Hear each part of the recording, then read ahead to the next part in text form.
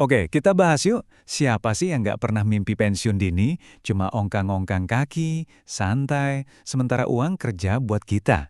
Nah, salah satu mimpi yang paling populer kan, hidup dari bunga deposito. Kedengarannya aman banget, kalem, dan wah, menggiurkan banget ya, nggak sih?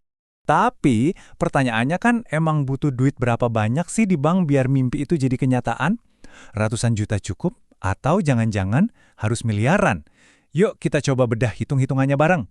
Buat banyak orang nih ya, deposito tuh udah kayak holy grail-nya keamanan finansial.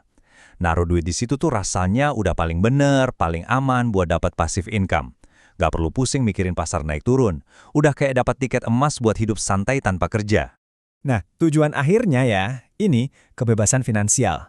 Simpelnya gini deh, ini tuh kondisi di mana pemasukan pasif kita, jadi duit yang masuk tanpa kita perlu kerja banting tulang, itu udah lebih dari cukup buat nutupin semua kebutuhan hidup kita, plus gaya hidup kita juga. Oke, sekarang kita masuk ke angka keramatnya. Catat ya, 3,5%.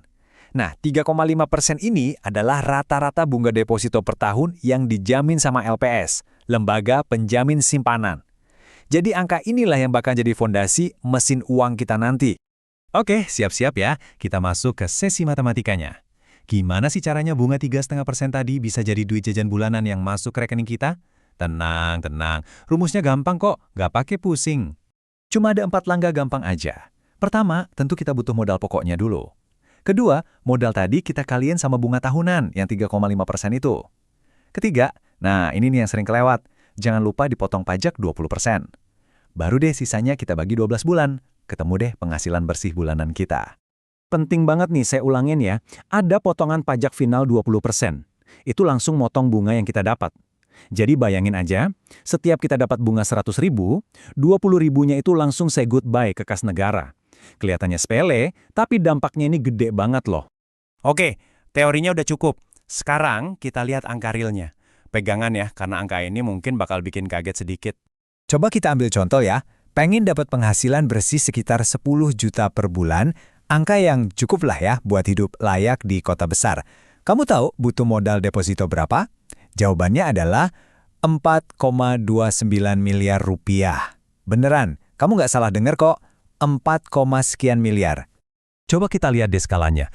Kalau mau hidup sederhana aja, misal 5 juta sebulan, kamu butuh sekitar 2,14 miliar.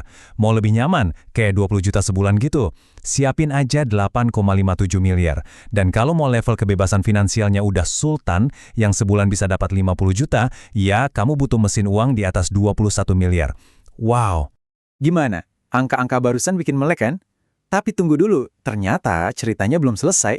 Masih ada beberapa realita pahit lain yang sering banget kita lupain waktu lagi asyik ngehalu hidup dari bunga deposito.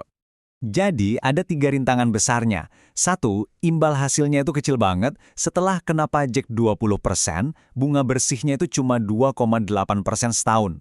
2, angka kecil itu bisa habis dimakan inflasi. Bayangin kalau inflasi aja 3%, wah artinya nilai uang kita malah minus, malah berkurang.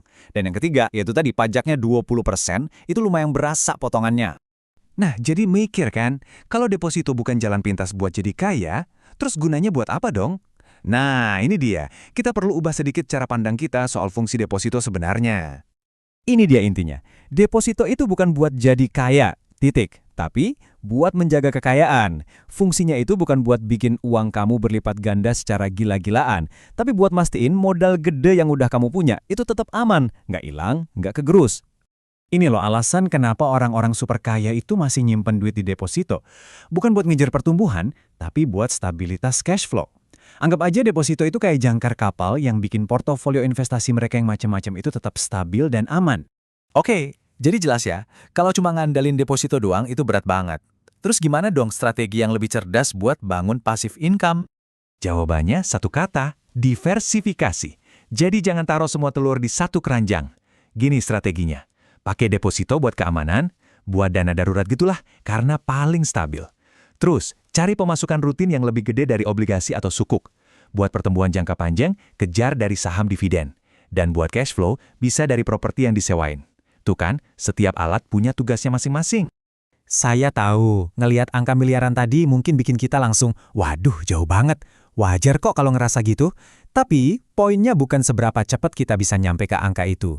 Kuncinya adalah mulai. Mulai perjalanannya sekarang juga, tapi dengan strategi yang benar. Karena pada akhirnya, ingat deh, kebebasan finansial itu bukan lari sprint, tapi lari maraton.